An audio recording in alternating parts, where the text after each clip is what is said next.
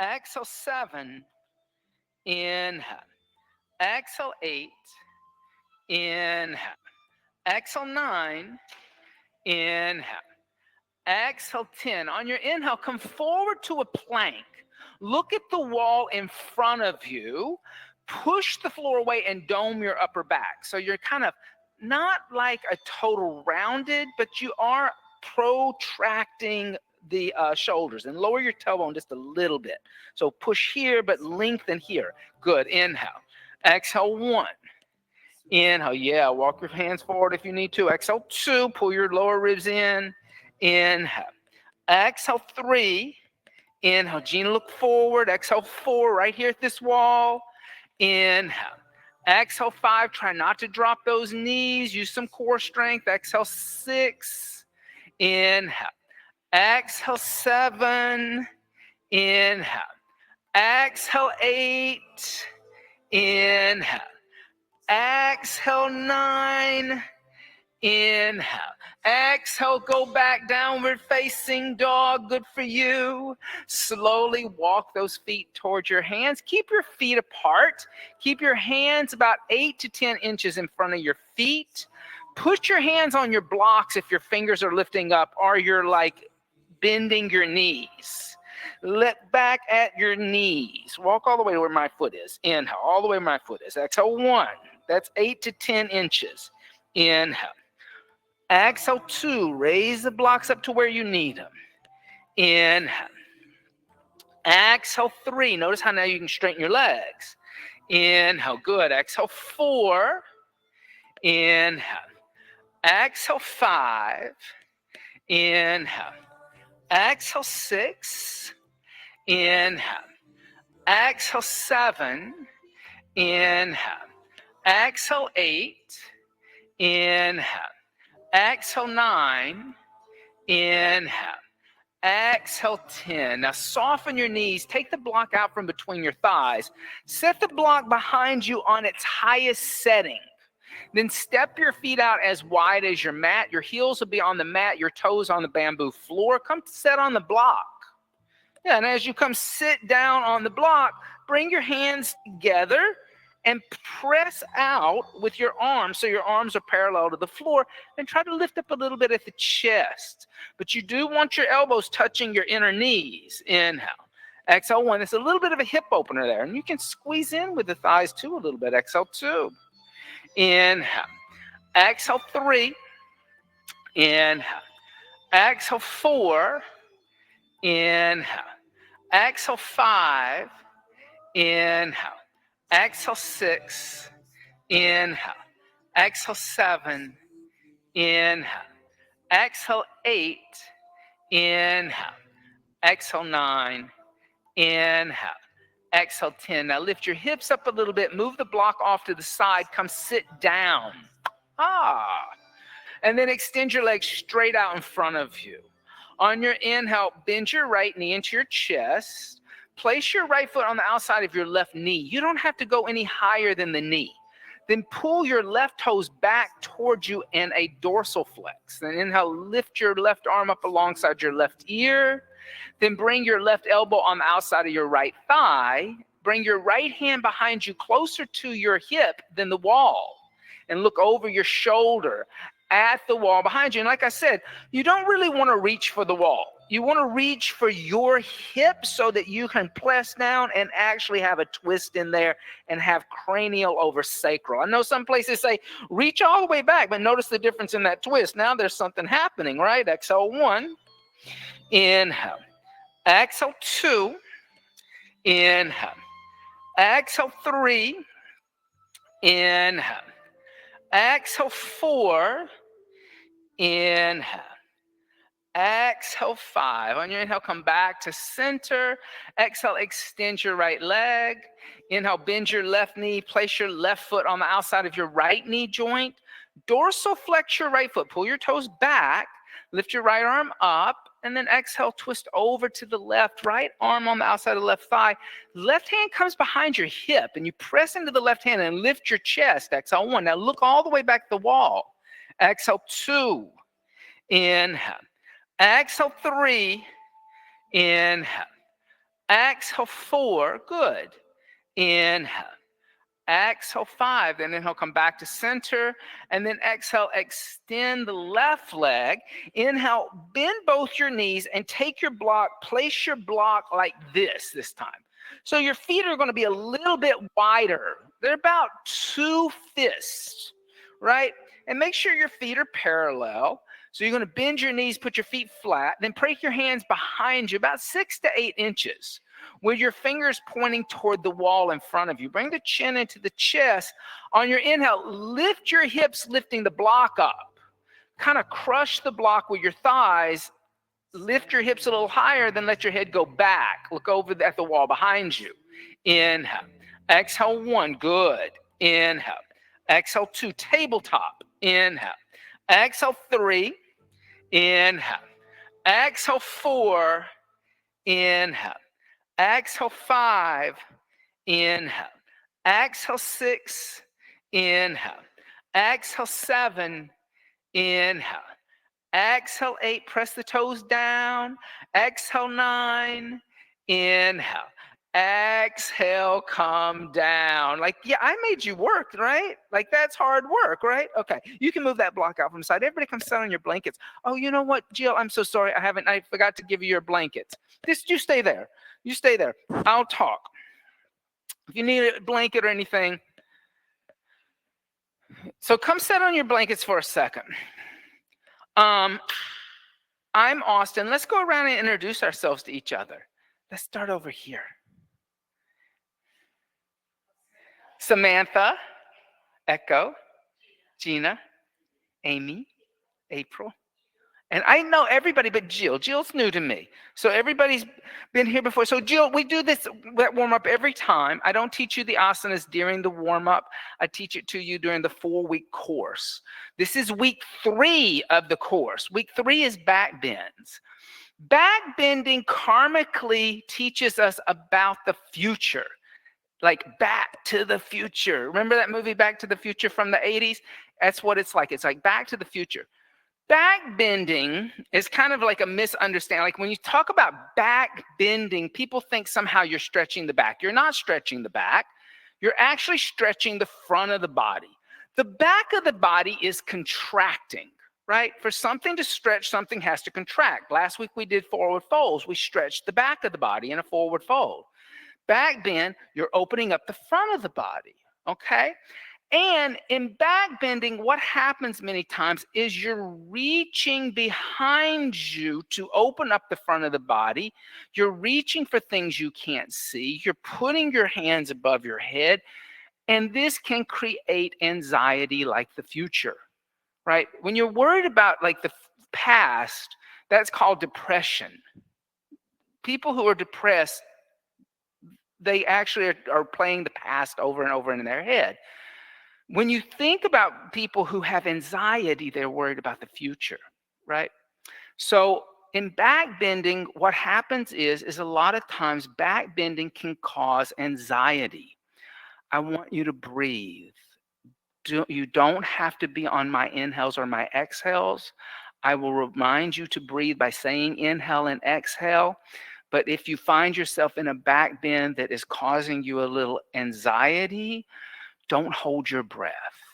Breathe, okay? So that's the only reason why I'll be calling inhales and exhales, is to remind you to breathe. Also, if there are any questions, if you don't understand what I'm saying, then ask questions, because that's the thing about the beauty of basics and fundamental classes, is that you and I have like a more stop-start, interactive relationship than we do in like an open class, where if a teacher's teaching a vinyasa, it's hard to get them to stop and say, what do you mean inward rotation of my thigh? What are you talking about? So don't be afraid to ask if you don't understand a technical term or like what I'm asking you to do. Any questions right now? Okay, let's get started. We're going to get started by teaching a Surya Namaskar.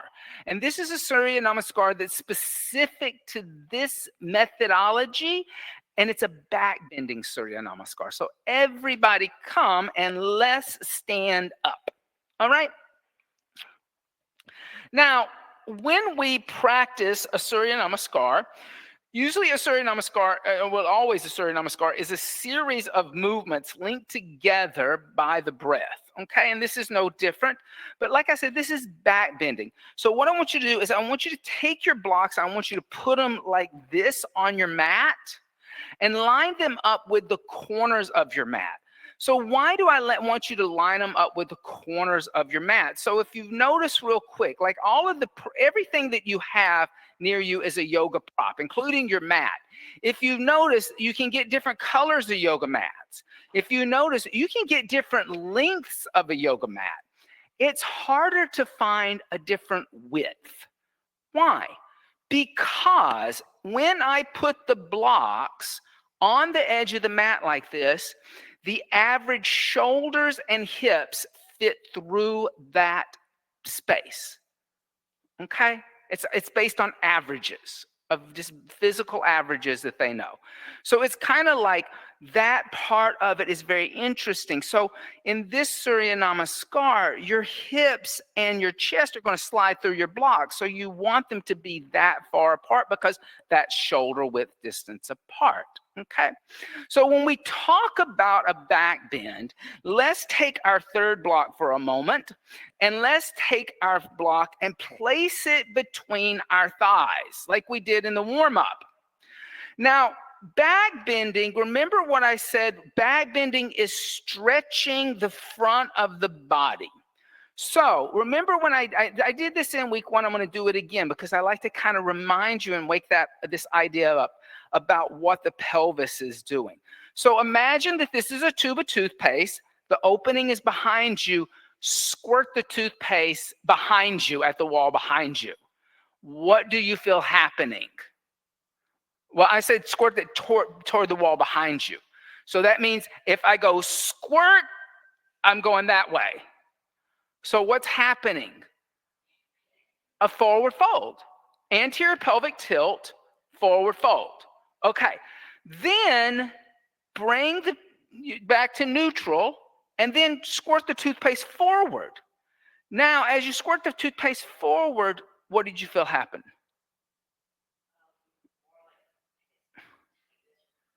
Contraction of the back coming into a post-anterior pelvic tilt. However, I noticed some people kind of lost their balance and kind of like jerked. Now, what I want you to do is come to a neutral pelvis. So you're not squirting the toothpaste behind you and you're not squirting the toothpaste in front of you, but find a neutral pelvis so you're holding the toothpaste and then hook your thumbs in front of you. Now turn your fingers out, bring your arms alongside your ears. Now don't think about squirting the toothpaste forward, but think about stretching the entire front of your body. Reach your arms up, grow a little taller.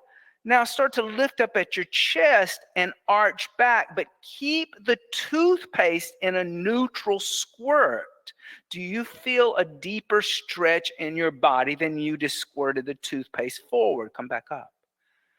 Did you feel that a little bit different? Like all of a sudden, like if I just thrust my hips forward, I kind of feel a stretch here, right? But if I learn to lengthen in the back bend and start to arch back, I can feel the stretch now from my throat all the way to my knee, right? So that's what you're looking for in a back bend. A back bend a standing back bend should never get you to lose your balance and your connection to the floor, right? Your connection to the earth should stay the same as if you're just standing in Tadasana. Because what will happen is if I just throw my hips forward, there'll be an outward rotation of the thighs. My big toes will lift up, as you can see. I will roll to the outside of my foot, as you can see in my feet, and I kind of wobble. So back bending in a Surya Namaskar is about having that steady connection to the earth in your standing asanas, even though you're in a back bend. So take that block, put it to the side. Now, here's what we're going to do. I'm going to teach this Surya Namaskar to you slowly. First round, that'll be the right side. The left side, I'll speed it up a little bit. After we get done on both sides, I'll break it down. Okay, and we'll look at some of the asanas within it. Come stand in between your blocks. Now, in a Surya Namaskar, this is where you always want to start and you always want to end up, okay? Now, I've already taught you that first idea of lengthening in a Tadasana and coming into a back bend. So gaze at the horizon, exhale everything out, Tadasana. Hook your thumbs in front of you. Raise your arms up alongside your ears. Keep your eyes at the wall in front of you. Keep your arms in line with your ears. Start to lift your navel up toward your spine and arch back, coming into a back bend. But don't throw your head back. Lift your chest. Then exhale, bend your knees, fold forward at your hip crease, like you're going to dive into a swimming pool. Bring your belly and your thighs together. Sweep your arms behind your back. Clasp your hands together into a single fist, inner palms touching. Straighten your arms and legs and lift your arms away from your body, looking at your shins, coming into a deep forward fold. But notice there's a back bend that's happening in your shoulders, a frontal shoulder opener. Bend your knees, put your hands down on your blocks, shift your weight into your left foot, step your right foot back into a long lunge, and look at the wall in front of you, not at the floor.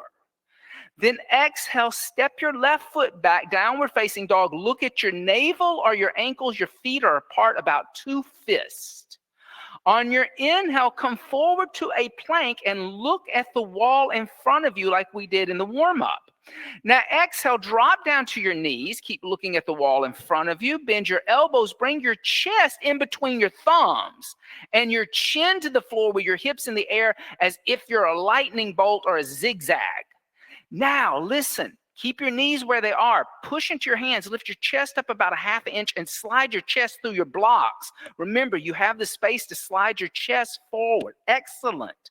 Now tuck your toes under. Press into your hands, lift your chest, push your seat to your heels like a child's seat. Then lift your knees up, protecting your lower back, coming into a downward facing dog. Excellent. On your inhale, step your right foot forward in between your blocks and look at the wall in front of you. If your right foot didn't make it, move it forward. Exhale your left foot next to your right and fold over your legs. Look at your shins. Now bend your knees, bring your belly and your thighs together, bring your arms alongside your ears, hook your thumbs again like you're diving into a swimming pool. Press into your feet, stand up, straighten your legs, and arch back, lengthening your navel up toward your throat.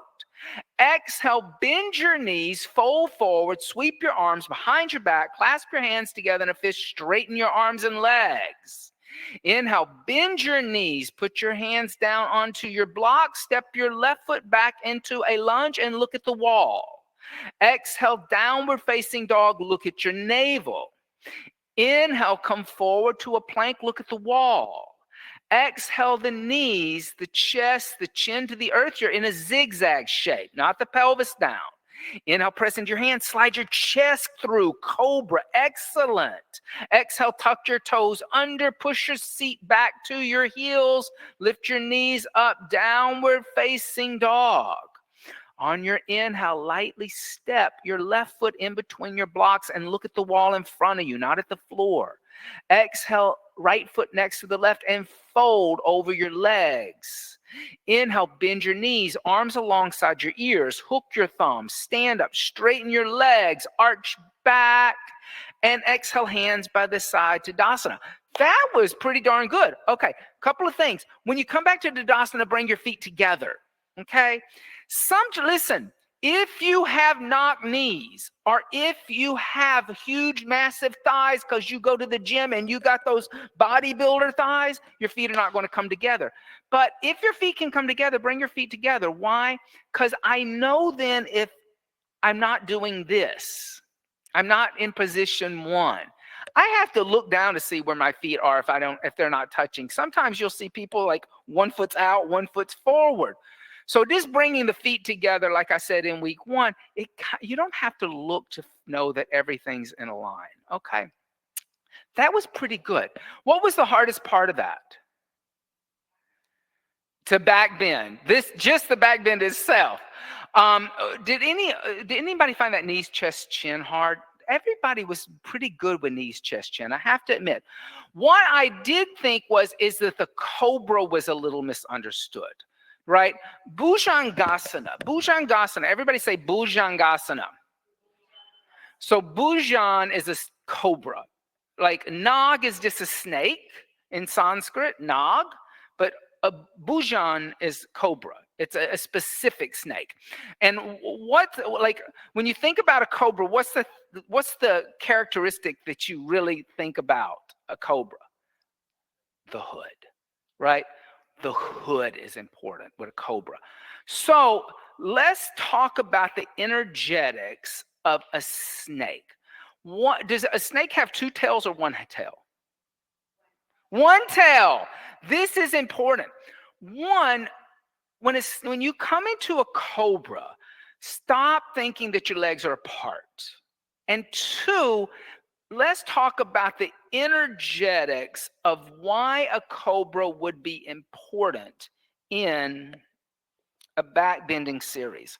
So I said that backbending is about opening up the front of the body. So to open up the front of the body, I have to learn to contract the muscles in the back of the body. Now, these muscles, both the lateral, the muscles underneath the scapula, these two bony bones here, the trapezoids, the back of the rhomboids, right? Rhomboids shoulders, yes. Okay. Those muscles you don't look at very much when you're in the bathroom mirror, right? You look only at the chest muscles. But these muscles here, when you contract them, they get you to really lift up.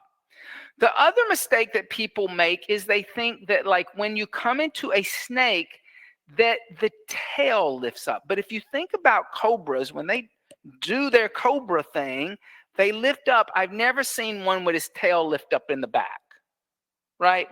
They're always the tail is down and the tail kind of balances them so that they can actually lift the hood and higher.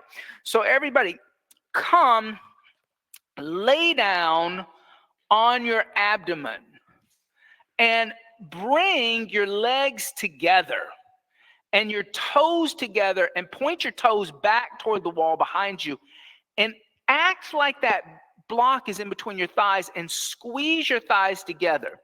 Now, start to not push your hands into the floor and straighten your arms, but use your muscles and lift your shoulders away from the floor. Then lift your hands off the floor and push your pubic bone into the floor and try to lift your head and chest higher by pushing down in your feet. And then move your elbows closer to the back of your chest and breathe. Inhale. Put your toes down, put your knees down, put your shins down. Push your pubic bone down. There, exhale 1, good. Inhale. Exhale 2. Inhale, look at the tip of your nose. Exhale 3. Inhale. Exhale 4. Inhale. Exhale 5. Good. Now relax. Woo. Like that in itself is a workout, right? What did you feel?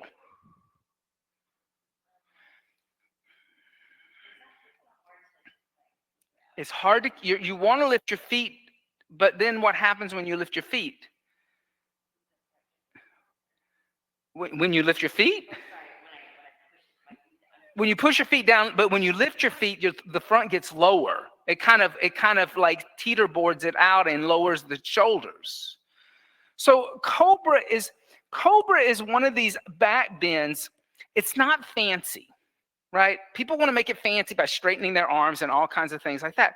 What it's doing is it's bringing muscle awareness to these muscles in the back of your body that you're unaware of. It's also strength building because it's not a very deep stretch that's happening in the front of the chest, okay? It's actually contraction. It's heat building. Okay. Now, knees, chest, chin look pretty good for everybody, but let's look at like going back from cobra into down dog. So that was a little kind of tougher for some people. So if I am knees, chest, chin, I slide forward cobra, I tuck my toes under, I push into my hands, I come into a quick child seat, then I lift my knees up without moving the shoulders forward. Okay, so let's try that. Come lay down on your belly. Now, your hands are by your chest, legs are together, pointing your toes. Cobra. Now, push into your hands, lift your chest and your hips, push your seat back to your heels and tuck your toes under like a child's seat. Reach your arms forward, then lift your knees up without moving your shoulders forward. Excellent. Good. Now, from here, inhale, come forward to a plank. Exhale, drop down to your knees. Keep your hips in the air. Bend your elbows. Bring your chest and your chin to the floor with your elbows close to your ribs. Elbows close to the ribs, not out. There you go. Press into your hands. Lift your chest. Slide forward, cobra. Squeeze the legs together. Point the toes away from you. Exhale, tuck the toes under. Push the seat back onto the heels. Lift the knees up. Downward facing dog. Good for you. On your inhale, step your right foot forward. Exhale, left foot meets right and fold over your legs. Inhale, feet together. Bend your knees. Bring your arms alongside your ears. Hook your thumbs. Stand up. Straighten the legs. Don't lose your balance. Arch back. Excellent. Exhale, hands by the side to Dasana Mountain Seat. So good. All right. Do you want to do that one more time? Let's do it all one more time, and I'll speed it up a little bit so it's like a little more heat building and fewer directions, okay? So come stand in between the blocks. Big toes and heels touch. Tailbone at the pubic bone. Hands by the side. Gaze is at the horizon. So if your hands are on your hips, put your hands by your side. There you go. So exhale everything out. Engage mula. Oh, like I'm not supposed to say that right now. Lift it on your inhale. Hook your thumbs. Reach up and arch back. Exhale, bend your knees, fold forward. Sweep your arms behind your back. Clasp your hands together in a fist. Straighten your arms and legs. Inhale, bend your knees. Place your hands down next to your feet. Step your right foot back into a lunge and look forward. Exhale, downward facing dog. Lift the hips. Inhale, come forward to a plank. Look forward. Exhale, the knees to the floor. Bend your elbows straight back. Chest and chin to the floor. Good. Inhale, slide forward. Cobra, squeeze legs. Point toes. Exhale, tuck toes under. Seat back onto the heels. Lifting knees up. Downward dog. On the inhale, right foot steps forward in between the hands. Excellent, everybody. Exhale, left foot next to the right and fold. Inhale, bend the knees, arms alongside ears, hook thumbs, reach up, arch back. Exhale, bend knees, fold forward, arms behind back, clasp hands together in a fist, straighten arms and legs. Inhale, bend knees, hands down next to feet, left foot steps back, look forward. Exhale, right foot back, downward dog, lift hips. Inhale, come forward to plank, look forward. Exhale, knees, chest, and chin, hips in the air. Toes down. Inhale, slide forward, Bhujangasana, squeeze legs. Exhale, tuck toes under, seat to the heels, lift knees up, downward dog. On the inhale, lightly step left foot forward, look forward. Exhale, right foot means left and fold over legs. Inhale, bend knees, bring arms alongside ears, hook thumbs, stand up, straighten legs, and arch back. Exhale, hands by the side to Dasana Mountain Seat. All right, good. So just know, knees, chest, chin, it means, it's called Ashtanga Namaskar. So Ashtanga means 8. So there's 8 points on the ground. Toes 2, knees 2, chest 1, hands 2, chin 1. That's 8. So sometimes I see that where people start lifting their feet up. You actually want to keep your toes down, okay?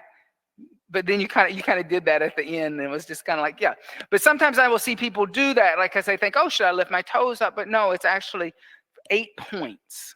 There's 8 points onto the ground, okay? Any questions? All right. From here, everybody, let's take one of your blankets, and you're going to take that blanket and you're going to put it at the front of your mat with the fringe toward the back.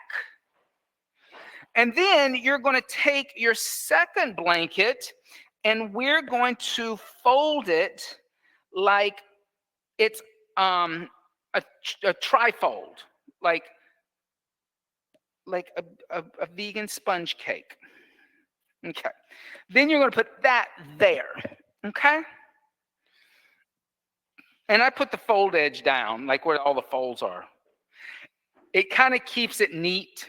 You know what? Like instead of letting if all the folds are on the top, it's all messy. Now from here, everybody, grab your belt. Okay. And I want you to come and kneel down with your ankle. You know what? I told you wrong. I'm sorry. Can I change this real quick? Take your fringe and put it to the front.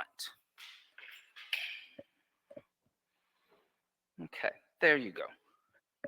Take your ankle and put it right on that rolled edge so that I can slide my finger underneath the arch of my ankle. There's like a little space there. Then we're going to take our belt and we're going to wrap it around the thigh. Now, we're going to make this belt easy breezy here. So you're going to slide it through both of your D rings. The end goes through both D rings, see? First, then you open up the 2 D rings and then you slide the belt in between the 2 D rings. And that way, when you pull it, it starts to tighten and it keeps its tightness. And then you're going to bring the belt just about 3 inches above your knees and you're going to pull that really tight, like, and kind of cinch it in like a hobble skirt so that your knees stay together.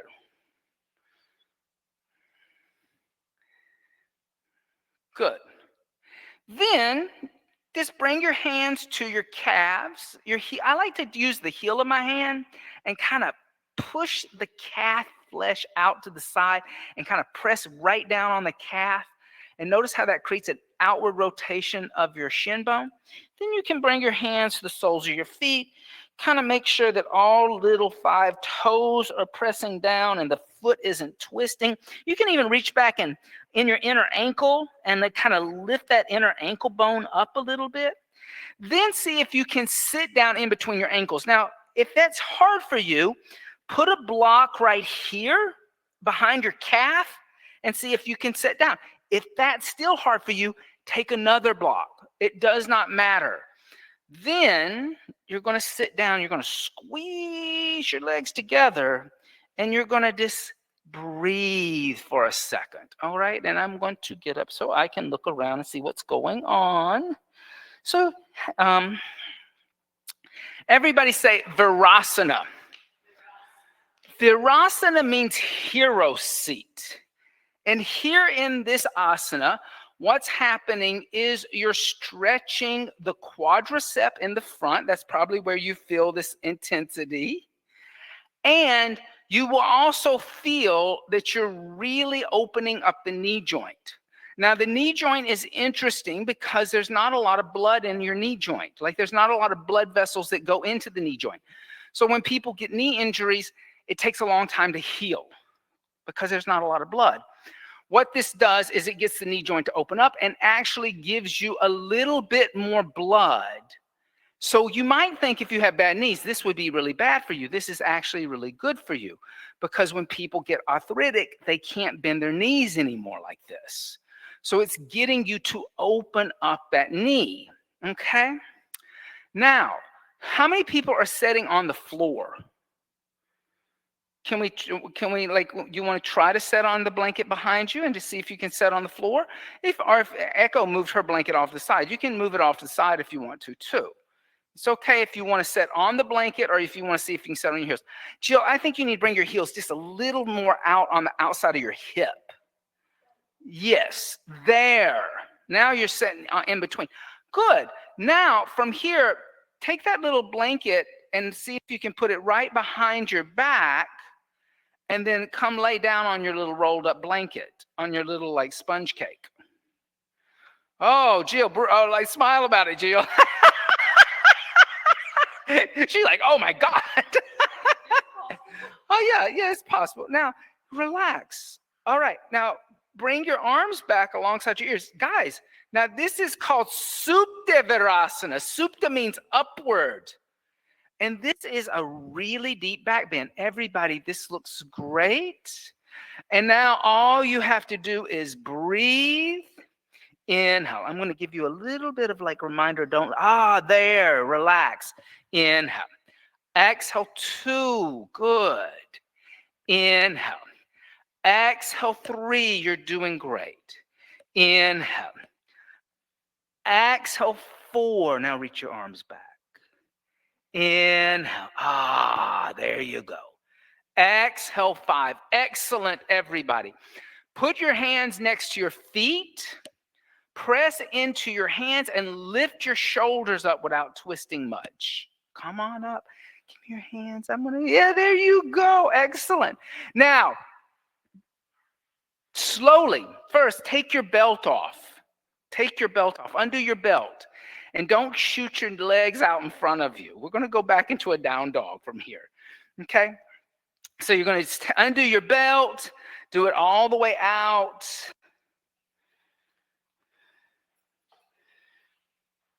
That was so good. Like usually, take the belt off of you and come back onto your hands and knees.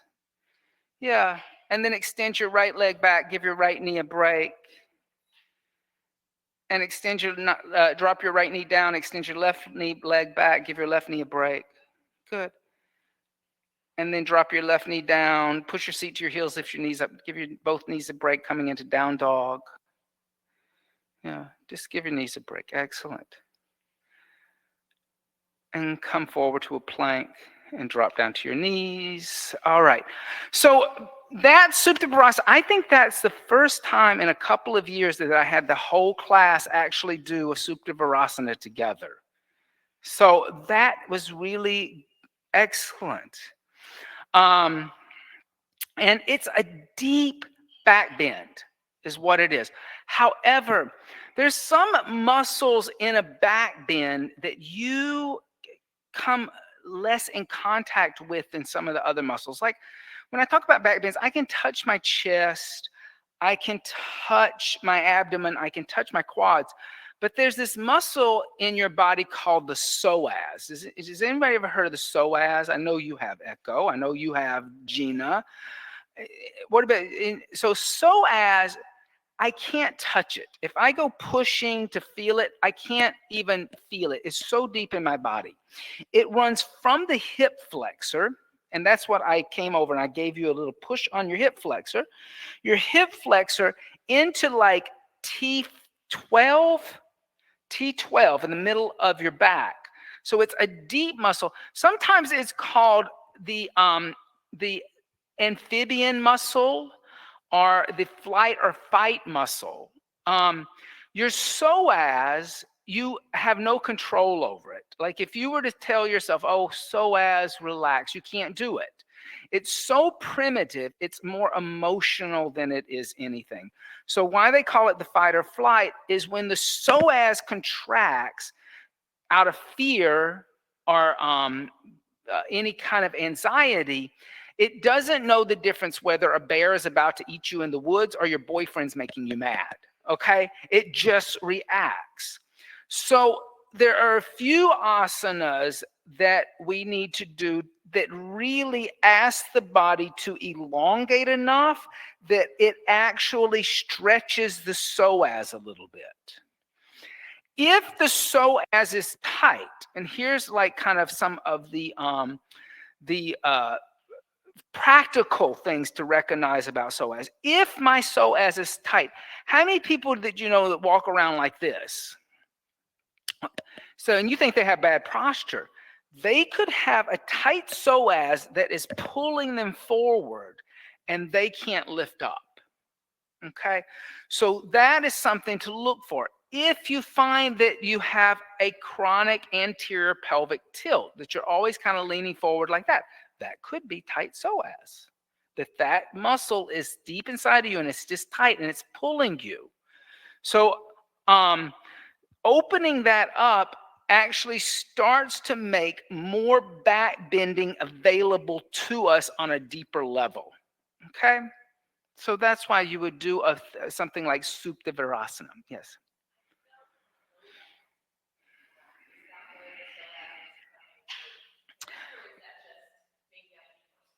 So you mean you felt a contraction in your lower back?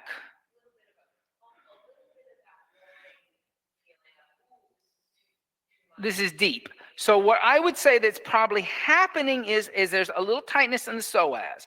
That's causing you to want to kind of arch the lower back. And so instead, you're wanting to pull down and lengthen the tailbone and try to find length instead of a arch. But that's why I gave you that little bit of the folded up blanket. Like Jill has a lot of arch in her lower back. And yours was really coming from the front and the hip flexor. So that tightness could be here at the attachment to T12, or it could be here in the hip flexor, and it will cause the body to kind of pull in different ways. Does that make sense? All right. Any questions about that? So one of the things that I love about backbending, I'm not a very backbendy practitioner. Backbends, I'm kind of like a forward fold guy, but the one thing I like about backbends is the idea of learning about integration. And I learned more about integration through backbending than I did through forward folding, because in a forward fold, I'm always looking at where I'm going. And so there's kind of like when you actually are able to see where you're going and you kind of see what's happening in your body in an asana, it's easier to kind of space out and not really get into feeling what things feel like when you have to engage them because you're looking at them. In backbending, there's so many things that you have to start to trust what you're feeling and feeling the muscles contract in your body instead of looking at them moving, right? Because it's not frontal, it's behind you. So it integrates. Backbends help you start to understand the integration of, remember when we did Cobra and I said it's all about these muscles up here in your upper back? Well, when you get into asanas like Shalabhasana, everybody say Shalabhasana. Shalabhasana means locus. Locus starts to integrate the gluteus minus and gluteus maximus and the lower back muscles in a contraction to lift the lower body. And so you start to learn to integrate the muscles in the upper back with the lower back. And you have to feel them, and you start to like feel what happens when you do little things, like the difference between like lifting the feet away, pointing the feet, flexing the feet, feet apart. You feel you start to really take in like what's happening in my body and how can I integrate it in a different way to get into a deeper, more energetic shape. Does that make sense? So everybody, take your blankets and keep this one blanket, okay? Your little folded up sponge cake. It's kind of like a Yule log, right? It's like a holiday fold. This is a holiday fold. Okay, take your Yule log fold and place that underneath your pectoral muscles. So like across my ribs, not across my bust, right underneath, and lay down on your belly. You can move it around. You don't have to hold it and do it. You can move it around once you've laid down. Yeah. Now, with that underneath your bust, what this is going to do is this is going to help you feel a more lift in your upper body. We've kind of already done this once with Cobra, but we're going to do it again now. Now, first, reach your arms alongside your body. Bring your forehead to the floor. So you're looking at the floor. Now, I want you to turn your palms to face inward. So your palms are against the outside of your thigh. Now, don't lift your hands up. Lift your shoulders away from the floor first. Yeah. Oh, feel those muscles in your back? Yeah. All right. Now, lift your hands off the floor. Reach your hands back toward the wall behind you. Now lift your head. Lift your chest.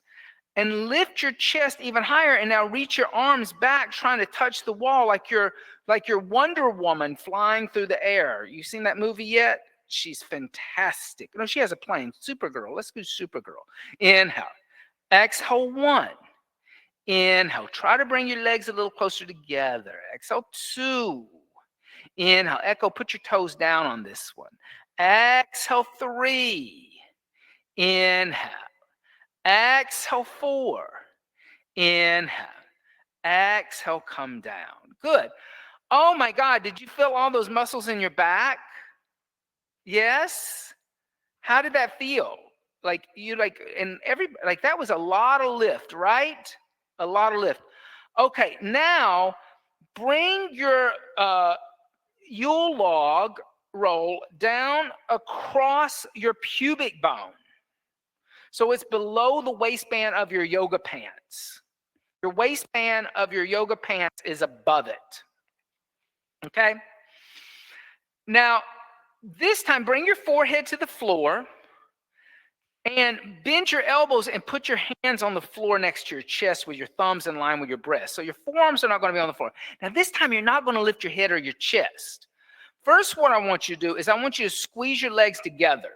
So notice when you squeeze your legs together, you activate the inner and outer muscles of the inner and outer thigh, the abductors and the adductors. Okay, now start with your right leg. Lift your right leg up into the air. Now try to lift your right thigh off the ground. Yeah. All right, keep your head down though. Keep your head down. I'm not asking you to lift your head. I'm just asking you to lift the leg. Now lower your right leg onto the floor. Now keep your forehead down. Lift your left leg into the air. Try to lift your left thigh off the ground. Notice though all those muscles working. You feel your glute muscles, those big muscles in your behind? Good. Now lower your left leg down. Now squeeze your legs together and make one leg, not 2, but 1. On the inhale, lift both legs off the ground. And as you lift both legs off the ground, try to get your thighs off the ground. Try to get your toes to touch the wall behind you. Lifting all the way up. I think maybe your roll is too low. Inhale. Exhale, 1. That's what I think the problem is. There you go. Inhale. Exhale, 2. Inhale. Exhale, 3. Inhale. Exhale, 4. Inhale. Exhale, come down. All right. Now come set up for a moment. What did that feel like?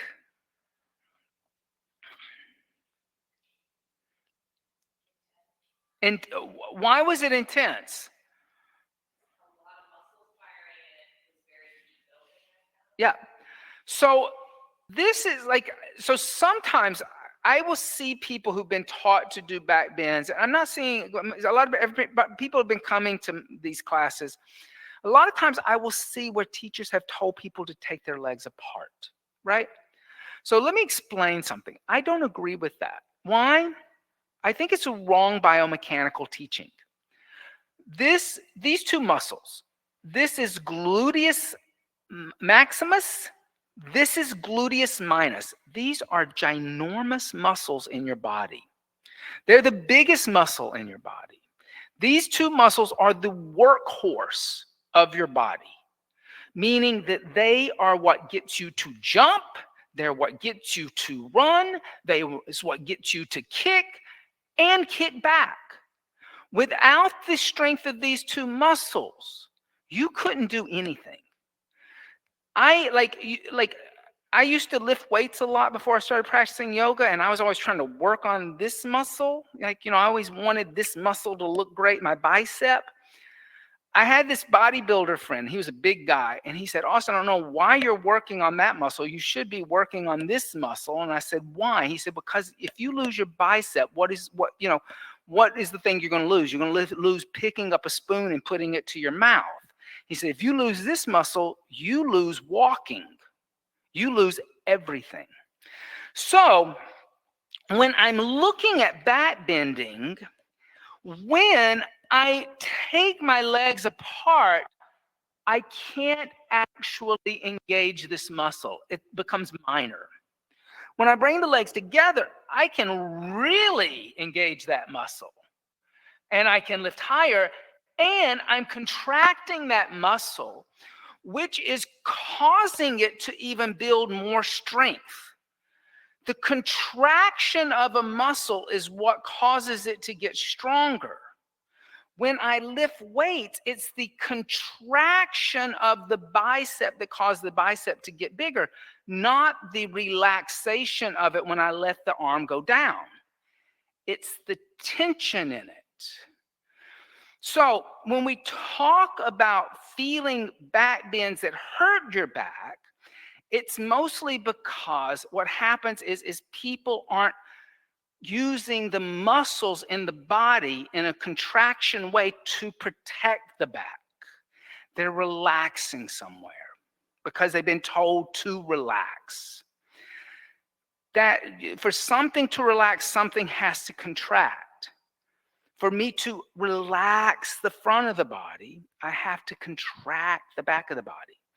And so Shalabhasana, locus, which is what we're working on, gets us to integrate the full muscles of the back of the body so that we can lift up the front of the body. And it's a fly, and the energetic that you're trying to make is like a grasshopper flying through the air. Have you ever seen a grasshopper on a summer day fly through the air? It flies forever, right? Now, the difference between a grasshopper and a locust, when you see a grasshopper single, it's a grasshopper. But when grasshoppers come together and form a group of grasshoppers, they become locusts automatically. That is the only difference between a grasshopper and a locust. Very interesting. I just wanted to tell you that. Like, there's no difference between a grasshopper and a locust, except that a grasshopper is single, but a locust is a swarm. So you can apply. So also it suggests that you can only perform Shalabhasana as a group. You can't, or at least you're a lone grasshopper. Which is kind of interesting, right? Okay, now let's do this. Take your blanket, your little sponge cake, and put it off to the side. Yeah. Now lay down on your belly.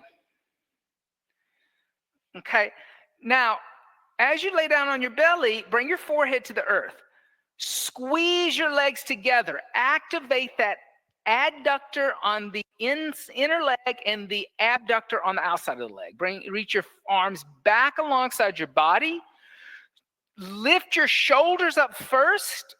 Then on the inhale, lift your head, chest, legs, and arms, and reach your arms back as you lift everything up. Thighs lift up, toes lift up, shoulders lift up. Here again, imagine your superwoman flying through the air. Inhale. Exhale, 1. Or that grasshopper locust. Exhale, 2. Inhale. Exhale, 3. Good. Inhale. Exhale, 4. Inhale. Exhale, come down. Relax. Good. Did that feel different, Jill?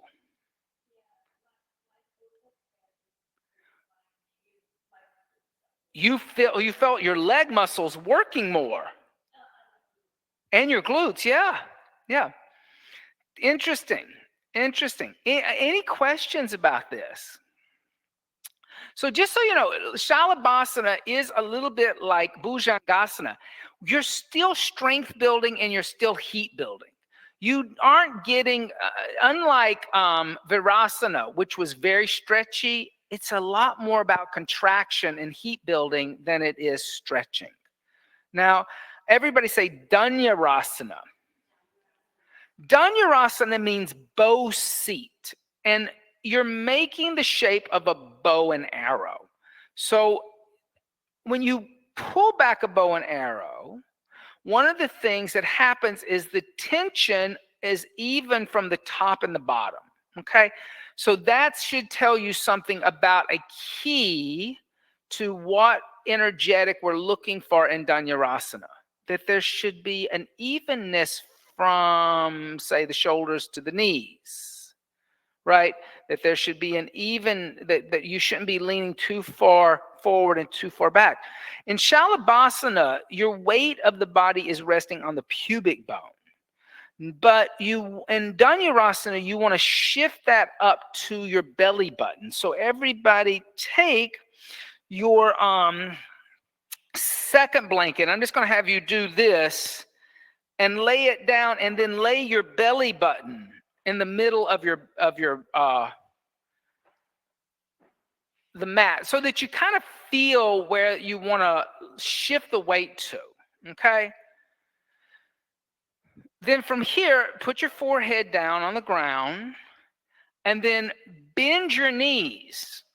And as you bend your knees, reach back and grab your ankles. Now, as you grab your ankles, the first thing that may want to happen is that you think that your knees want to go out to the side walls. Bring your toes to touch, not your knees, but your toes. And then try to keep your toes together at first. And then kick your feet into your hands and lift your knees as high as your shoulders. So lift your thighs off the ground. Lift your heels away from your hips. And as you lift your heels away from your hips, bring your toes apart then. Now move your toes apart. And as you lift up, look at the wall in front of you. And so here, I want you to give yourself more energy back here and lift higher. There you go. Stay there. Exhale, 1. Good. Inhale. Exhale, 2. Look at there. Oh my God, there's a lot of space there. Exhale, 3. Inhale. Good. Exhale, 4. Inhale. Exhale, 4.5. Inhale. Exhale, come down. All right. Relax. Rock out your hips. So there you may have felt more stretch. Did you feel more stretch there? And especially through the quadriceps, the front of your thighs, and the lower abdomen. And maybe a little bit in the chest. It depends on how your chest is open.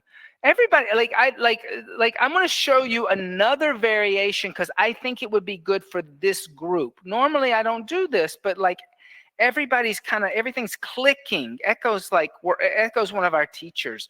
So so I'm going to change this up. So I want you to feel more of a stretch in your chest this time. Now, what will happen here is you won't be able to lift your knees as high, okay? You're going to lift your chest as high, but this is a variation. Bring your forehead to the floor, bend your knees, and reach back and put your hands on the soles of your feet like you're giving yourself a high five. Yeah.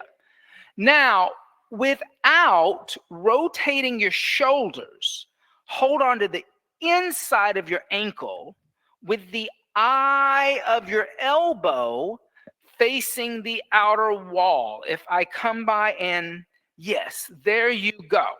Now, as you hold on to that ankle, let's see if we can get there. Lift your knees up just a little bit to get there. Kick your feet back toward the wall behind you and lift your shoulders up. Good. Now kick back toward me. Breathe. Inhale. Exhale, 1. Good. Inhale. Exhale, 2. Good. Inhale. Exhale, 3. Inhale. Exhale, 4. Inhale. Exhale, come down, relax. All right. Did that feel different? How did that feel different, Amy? In the upper chest. Yeah. So what's interesting is by just changing a hand position, right? And moving the hand to a different place, it changes the asana entirely. Right? And both are valid. Both are good. Both, I would say that the one holding onto the inside is a little harder. Definitely. You felt stretch there. Could be because that those muscles all the way through the bicep and the tricep and the forearm are now externally rotated, and you're feeling that right through there. It's a different, like, this is just more comfy. This all of a sudden is not as comfy, right? But when you also change that hand position, it causes a deeper contraction of the scapula and the lateral muscles. Whereas this scapula and lateral muscles have more natural movement, but as soon as I turn out, I'm kind of there. I'm contracted. Now, what I would say also about in back bending is that one of the things that I think is super important right now in modern world with everybody on computers and using devices is that there's kind of become a little lack of an understanding of what the scapula does and protraction and retraction, right? And that protraction and retraction are equally as important. And there seems to be a lot of protraction or rounding instead of retraction, which is a back bend. So I see a lot more, like I used to see a lot like of people with tight quads because everybody was running. Now that everybody's in computers, I see a lot of people having a hard time opening up their chest. Okay. Take your blanket, roll over onto your back. You can move the blankie off to the side. Any questions about Dhanurasana before we go on? Let's come lay down on your back with your head toward the wall and your feet toward the center of the room. Okay? Yeah, so head toward the wall. And then bring your head back to the wall so the top of your head is touching the wall. The quote unquote crown of your head. Okay? Now, bend your knees and reach down and tickle your heels with your middle finger. And you just want to be able to touch your heel with your middle finger. This is a measurement. You know that that's going to be hips width distance apart for your feet.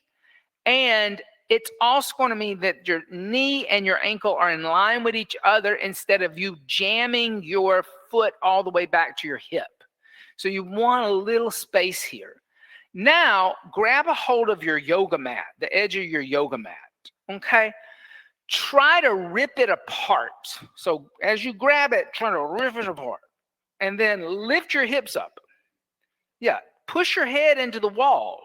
Yeah, let your head touch the wall. Notice how you can lift your hips higher when your head is pushing in the wall. Now, bring your hands together in a fist underneath your back. Now, as you do that, push into the wall with your head and lift your chest higher and get your shoulders underneath your back.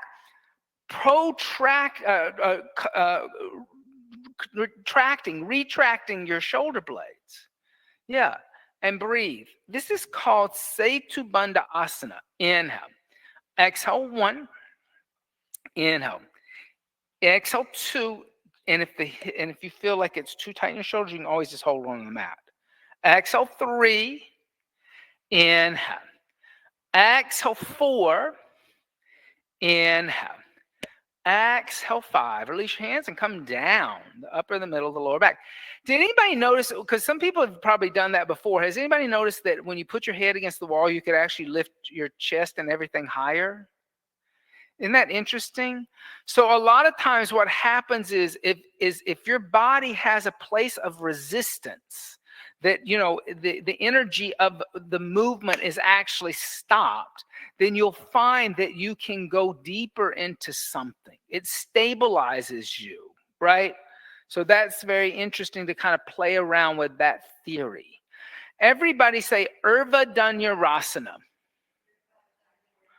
Urva Dhanurasana means upward bow seat. And so it's taking that Dhanurasana we did on our belly and it's flipping it upside down.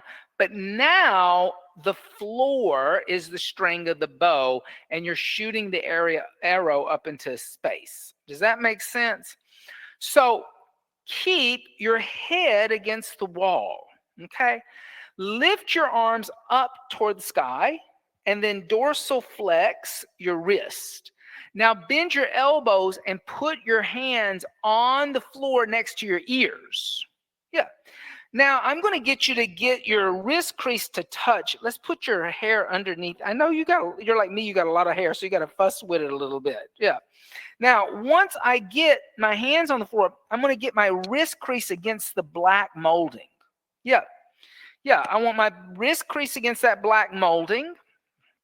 And I'm going to push my hands down. Now, I want you to try, instead of lifting your hips like you did in Setu Bandha Asana, start to lift your chest by pushing into your hands. Just lift your chest up a little bit. Now, push into your hands, lift your hips up a little bit. Now start to extend your arms and legs and lift all the way up, extending your arms and your legs. Coming all the way up into a full back bend with your head off the floor. Good. So straighten those arms, like lift up. I got you. Exhale 1, breathe. Inhale, engage here. Exhale 2, good. Keep pushing. Exhale 3. Inhale. Exhale 4, good, Jill. Inhale. Exhale 5. Bring the chin into the chest and come down. Oh my God. Now that was hard, right? But everybody came up. Good for you. So Urva Dhanurasana, there's a lot going on here. One, it is a deep back bend. It is a complete shoulder opener, and it is a complete psoas opener. It is a complete quadricep opener. Without the glutes, you can't come into it. So you got to use your glutes to get your hips off the ground, right? So the whole back of the body is contracting. The whole front of the body is stretching, including all of this, right? It's an inversion. Your heart is above your head. You're upside down. And it's a balancing asana. So there's a lot of stuff going on there. There's a lot of really cool ways to work on it. Everybody, let's do this. I want you to take your belt, okay? Got time? And I want you to take the belt and we're going to remake our loop, okay? But I'm going to make my loop as wide as my chest. So on my t-shirt, from arm's eye to arm's eye, okay? Or from like, if you have like a little halter top, it's from the halter top to the halter top. Yeah. You don't need it as wide as you think, not as wide as the outside of your shoulders. So I'm going to make it that wide. Then I'm going to do that thing where I'm going to double thread it through so that it's not going to move on me. It's stable. Okay. Now, this time, does anybody need any help? Or is everybody good to go? Huh? You got it. It's like not moving on you, is it? Oh, yeah. Okay. That's good to go. Okay, so this time, everybody, I want you to turn yourself around. Okay, so and take your 2 blocks. Take 2 blocks. Put 2 blocks against the wall like this, and you're going to put your feet on the blocks. So echo, feet on the blocks. So put the blocks flat, and then lay down on your back. Now you're going to take your belt and you're going to put it around your arms, and you're going to put it right at your elbow. But before you put that on fully, make sure that you can just tickle your blocks with your fingertips. So you want to measure out your body. Okay, I'm sorry. I'm not giving my direction. So Jill, you got to go down a little bit more. All right, so you want to be able to touch your little blocks with your middle finger, then put the belt around your arms and put your belt just above your elbow. You don't want it too high, right? You don't want it all the way up onto your bicep, just above your elbow joint. Yeah. Now, bend your elbows and put your hands on the floor next to your head. The belt is going to touch your forehead for a second. It will move away sooner than later. Now, once you have your hands on the floor, press into your hands. I'm going to move this up just a little bit, Jill. And on your inhale, lift your body off the floor. 1, 2, 3, lift up. Good. And breathe. Inhale, good for you. Lift up. Exhale 1, now extend your arms. Inhale, good. Exhale 2. Inhale. Exhale 3. Inhale. I got you. Exhale 4. Now lift. Inhale. Straighten your arms. Give me some Shakti here. Inhale. Exhale 5. Bring the chin to the chest and come down. Okay. Let's take this off for a moment. Grab my ankles. Yep. Now you're going to push through me. You're strong. Okay. Lift up. 1, 2, 3. Straighten. Straighten your arms. Straighten your arms. Straighten, straighten. Push through these shoulders. I don't feel anything going on. You're bending them and you're dropping your head. You can do this. But that was better. Okay. All right. Bring your knees into your chest. So if you feel like you don't have enough upper body strength, okay, there is a little bit of upper body strength needed. However, you should be able to hold your own body up, especially if you have full range of motion. So I think this is more fear than it is physical.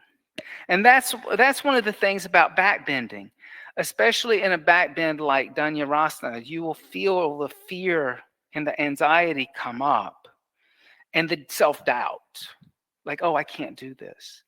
And you just keep working through it, because the body, you want to work with the body.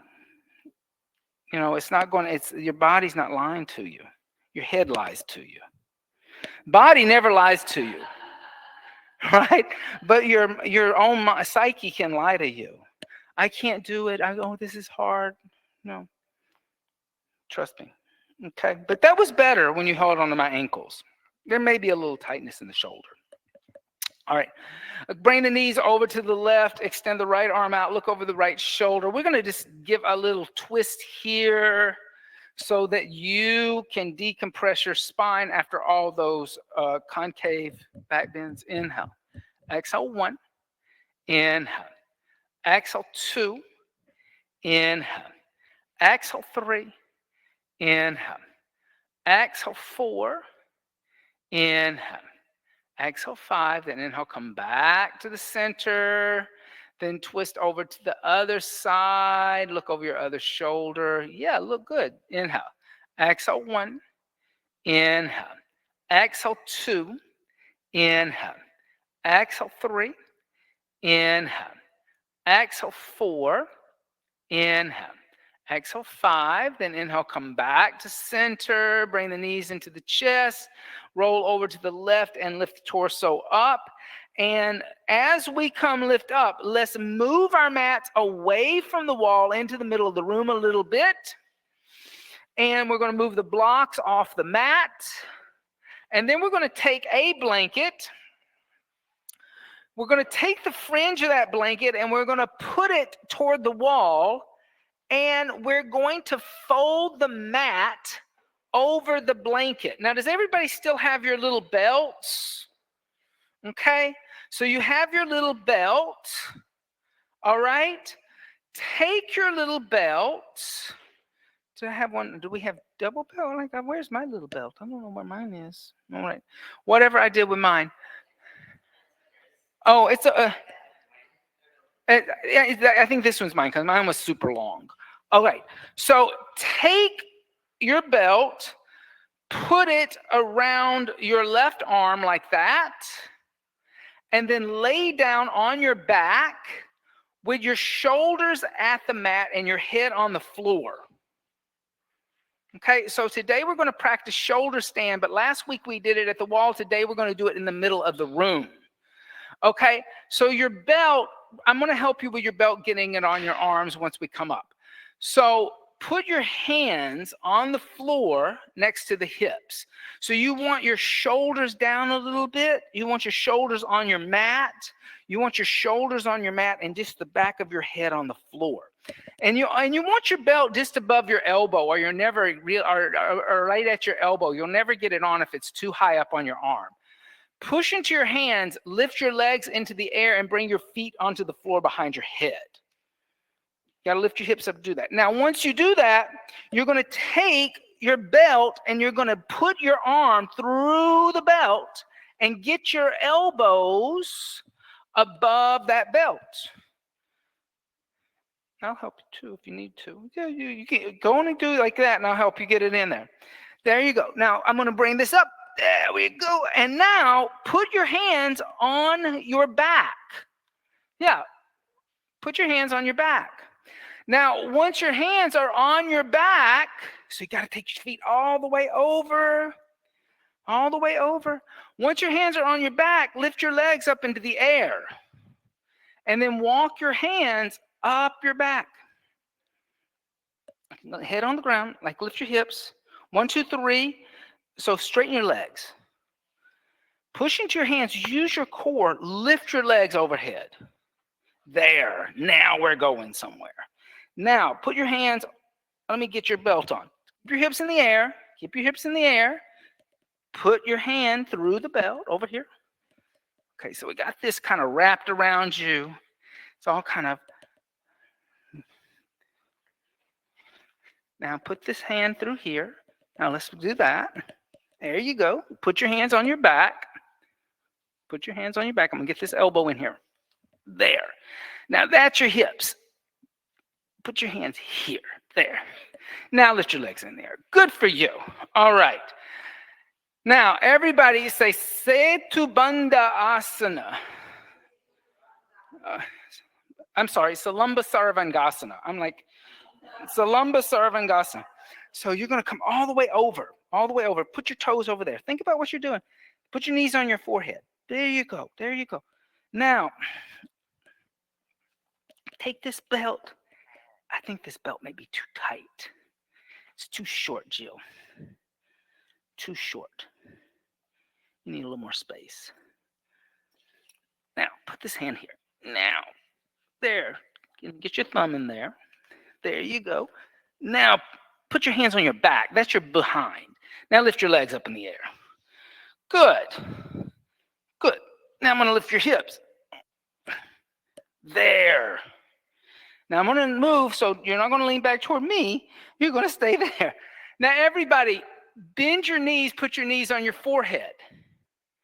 Now, put your toes on the floor behind your head.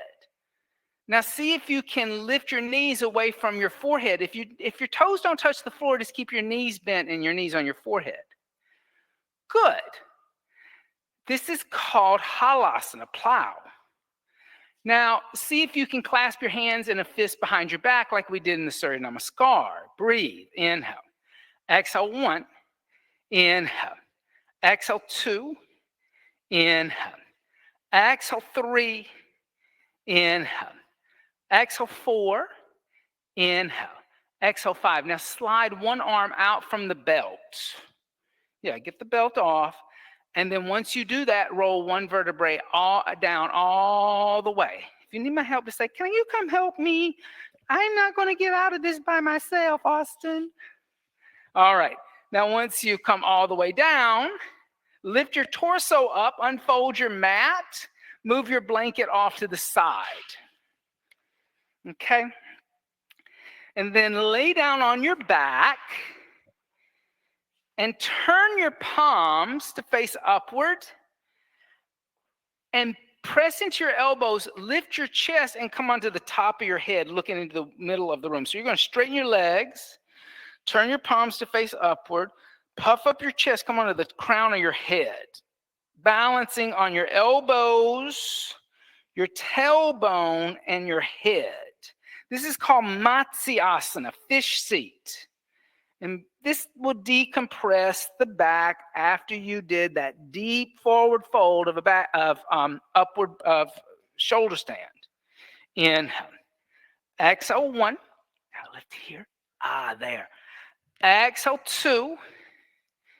Inhale. Exhale 3.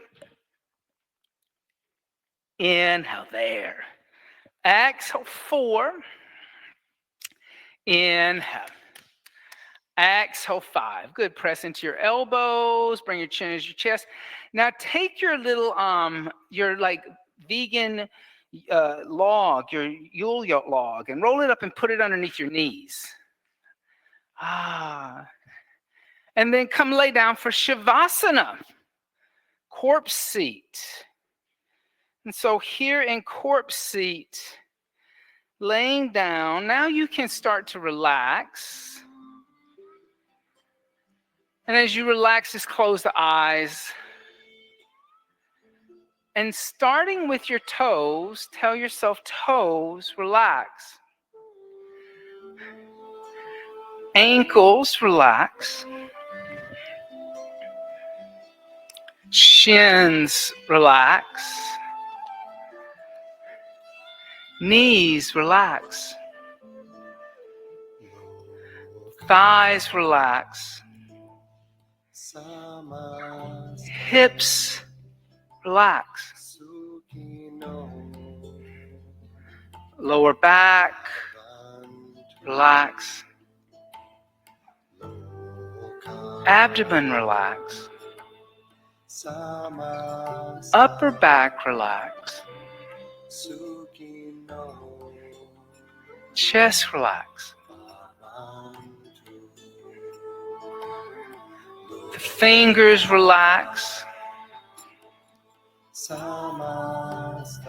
The inner palms, relax. The tops of the hands, relax. The wrist, relax.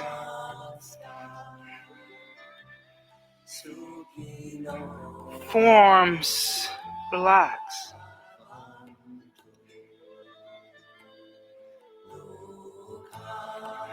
Elbows, relax.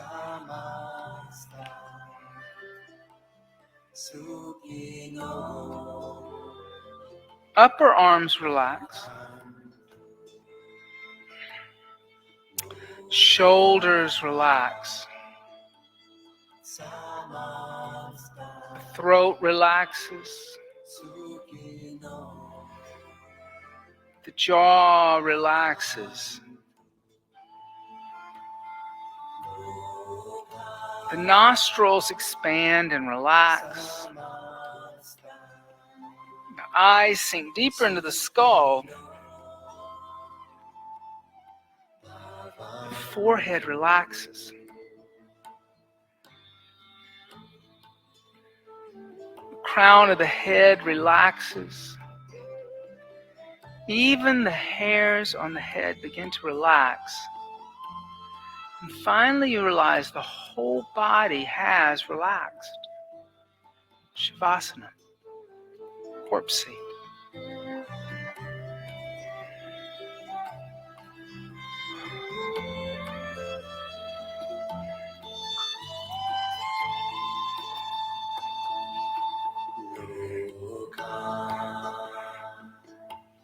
Samasta Sukhino Bhavantu Loka Samasta Sukhino Bhavantu Loka Samasta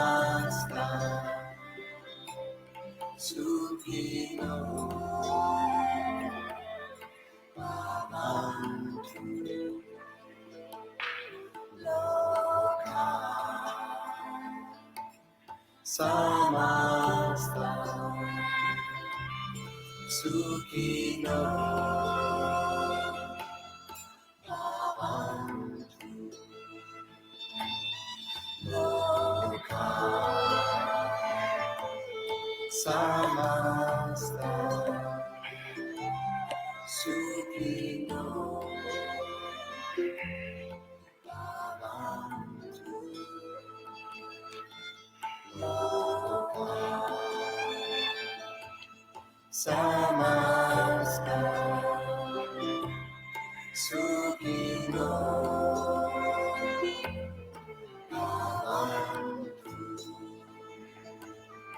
Loka Samasta Sukhino Bhavantu.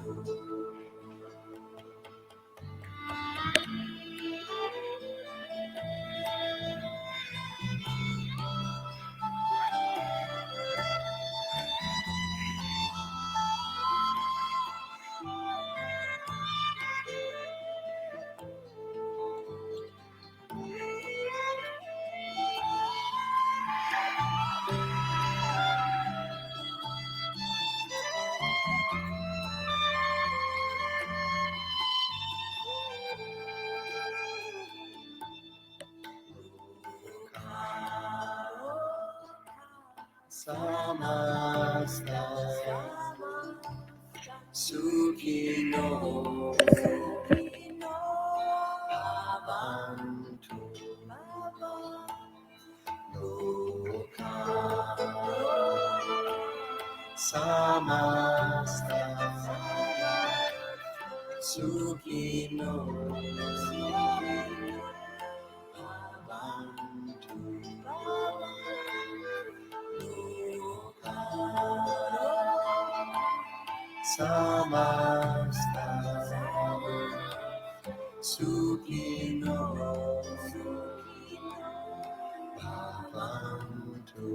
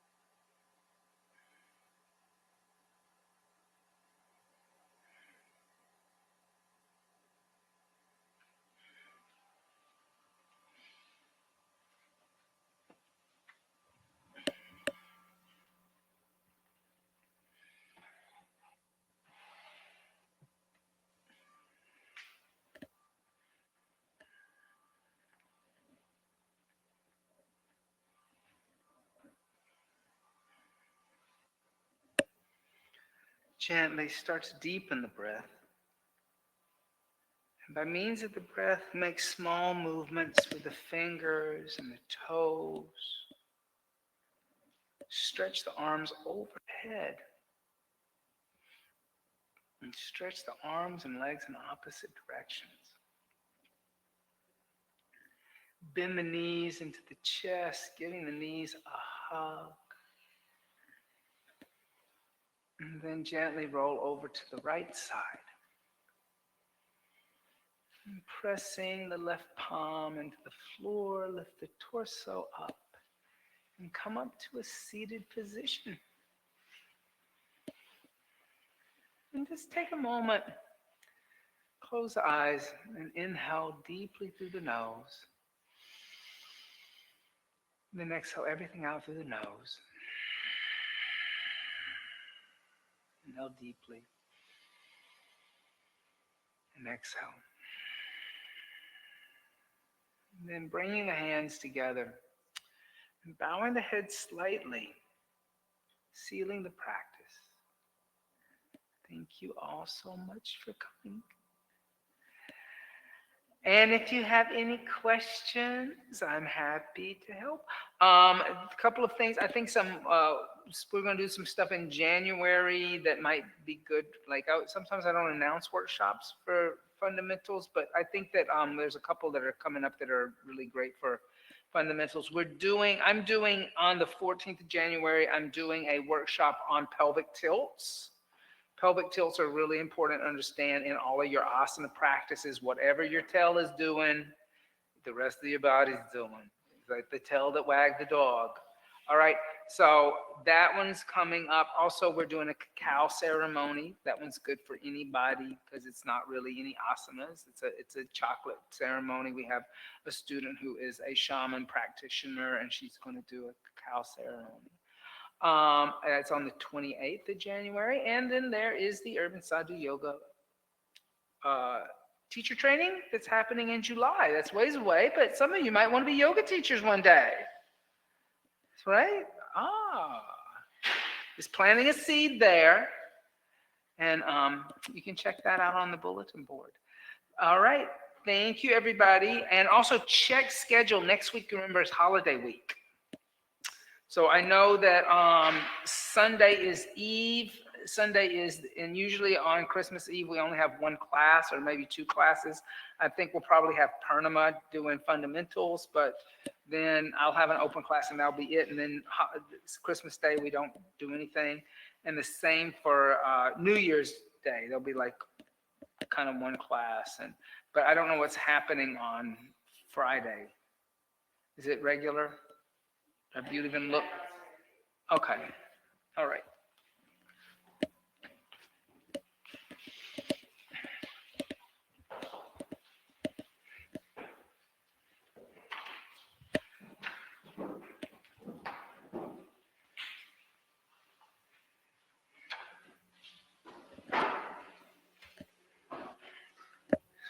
Does anybody cook in here? Does anybody like to cook? Like you like to cook? Uh-huh. So there's a pumpkin out here. And let me tell you, I roasted a 30-pound pumpkin this weekend. And I put it in baggies and froze it. Like, that way you have enough for pumpkin pies, pumpkin pasta, pumpkin ravioli, pumpkin soup. That's what I did. That was the first thing I made. I made pumpkin soup. I made pumpkin soup that night. Then I did freeze like 4 big bags of pumpkin dough. So that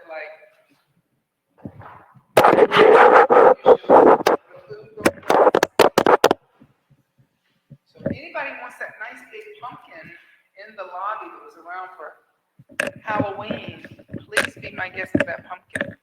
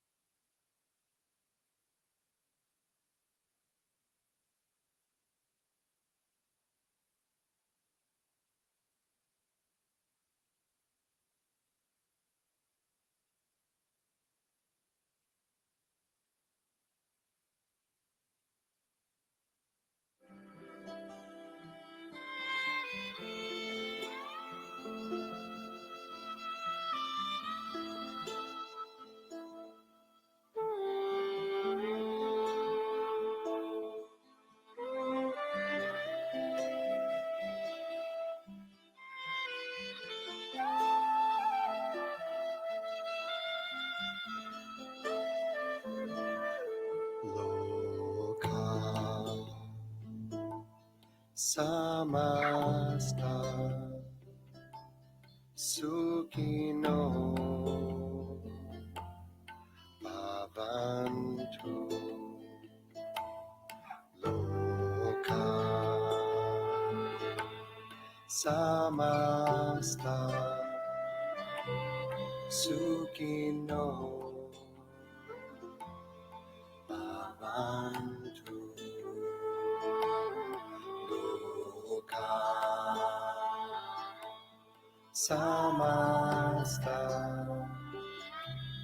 sukino bhavantu